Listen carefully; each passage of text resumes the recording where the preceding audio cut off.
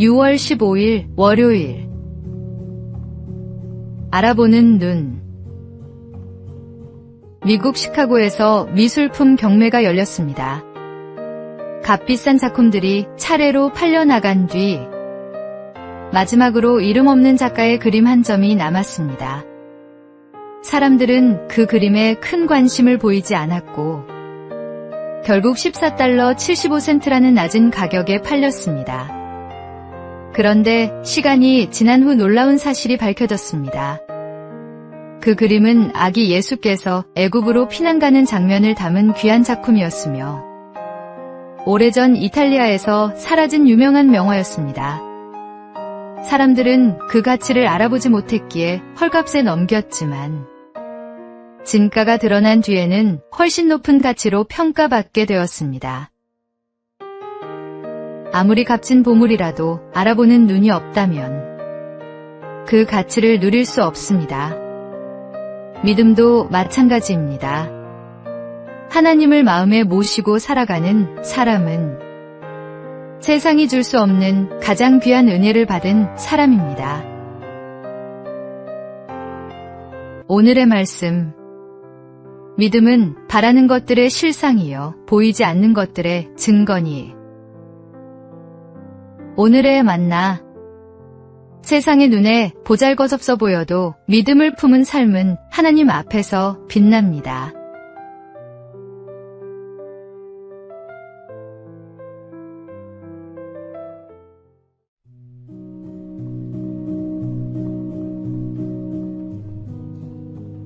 (6월 16일) 화요일. 손가락의 방향. 삶이 뜻대로 풀리지 않을 때 우리는 자연스럽게 원인을 밖에서 찾습니다.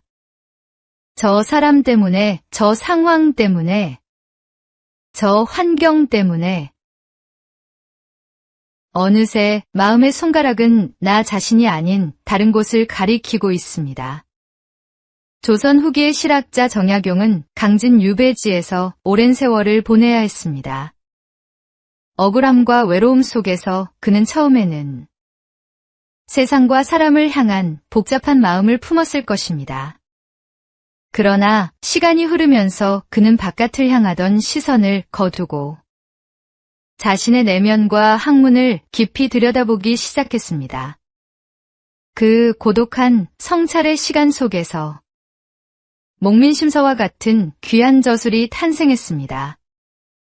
시련이 그를 무너뜨린 것이 아니라 자신을 돌아보게 만든 것입니다.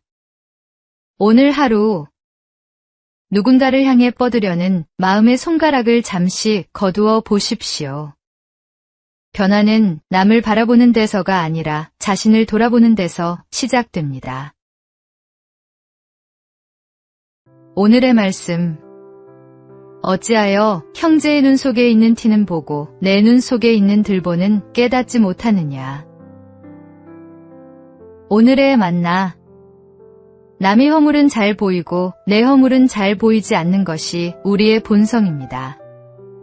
오늘은 그 손가락을 거두고 주님 앞에 나 자신을 내어놓는 하루가 되십시오.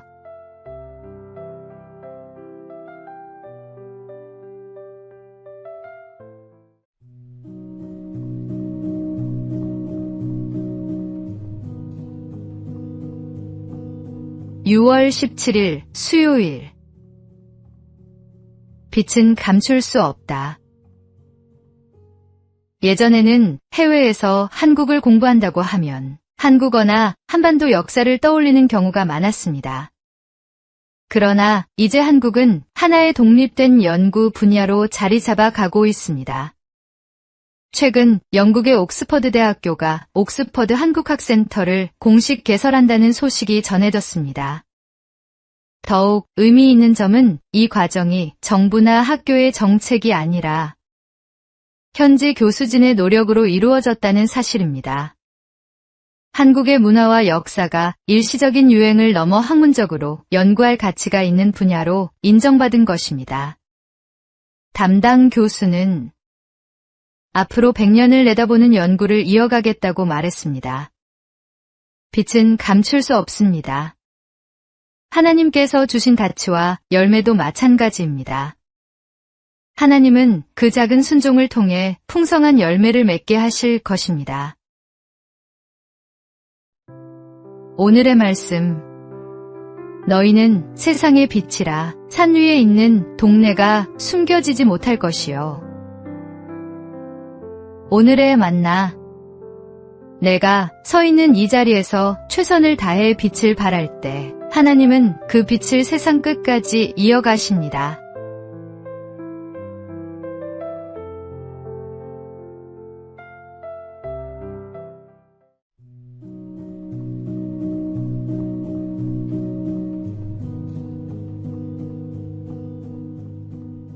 (6월 18일) 목요일. 문제 뒤의 사람. 어르신들을 무료 공연으로 모은 뒤 값비싼 물건을 판매하는 떴다방은 오랫동안 사회 문제로 지적되어 왔습니다. 많은 곳에서 단속을 했지만 피해는 쉽게 줄지 않았습니다. 그런데 충북 충주시는 다른 질문을 던졌습니다. 어르신들은 왜 떴다방을 찾을까? 답은 외로움이었습니다. 누군가를 만나고 싶고 함께 시간을 보내고 싶은 마음 때문이었습니다. 그래서 충주시는 마을을 찾아가는 시립 떴다방을 만들었습니다. 공연을 열고 어르신들이 함께 웃고 이야기할 수 있는 자리를 마련한 것입니다. 결과는 놀라웠습니다. 많은 어르신들이 시립 떴다방을 찾으면서 불법 떴다방의 유혹은 자연스럽게 줄어들었습니다. 충주시가 발견한 것은 단순했습니다. 어르신들에게 필요한 것은 단속보다 함께할 사람이었다는 것입니다. 하나님께서도 우리의 필요를 아시고 먼저 찾아오셨습니다. 누군가에게 당신의 관심이 큰 힘이 될 수 있습니다. 오늘의 말씀. 내 이웃을 내 자신같이 사랑하라 하셨으니. 오늘의 만나. 사람의 행동 뒤에 있는 필요를 볼 수 있을 때 비로소 참된 섬김이 시작됩니다.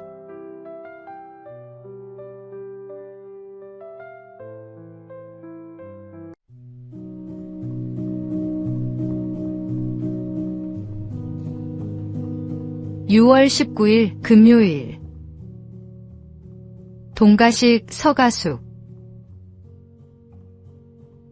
옛 중국 고사에 동가식 서가숙이라는 말이 있습니다. 한 처녀가 두 총각 사이에서 혼인을 고민하게 되었습니다. 동쪽 마을 총각은 부자였고 서쪽 마을 총각은 인물이 훤했습니다. 어머니가 누구를 선택하겠느냐고 묻자 처녀는 이렇게 대답했습니다. 밥은 동쪽 집에서 먹고 잠은 서쪽 집에서 자고 싶습니다. 좋은 것만 골라 취하고 싶은 마음을 풍자한 이야기입니다. 우리의 신앙도 때로는 이와 비슷합니다. 하나님께는 복을 받고 싶지만 순종은 미루고 어려울 때는 하나님을 찾지만 평안할 때는 세상의 즐거움을 먼저 선택할 때가 있습니다. 하지만 신앙은 내가 원하는 것만 취하는 삶이 아닙니다. 하나님은 필요할 때만 찾는 분이 아니라 우리의 삶 전체를 맡겨야 할 주님이십니다. 오늘 나는 하나님을 삶의 중심에 모시고 있는지 돌아보십시오. 오늘의 말씀. 너희는 먼저 그의 나라와 그의 의를 구하라.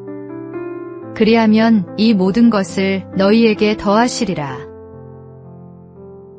오늘의 만나. 복은 원하면서 예배는 뒤로 미루지는 않는지 돌아보십시오. 하나님을 삶의 중심에 모실 때 그분이 모든 것을 더하여 주십니다.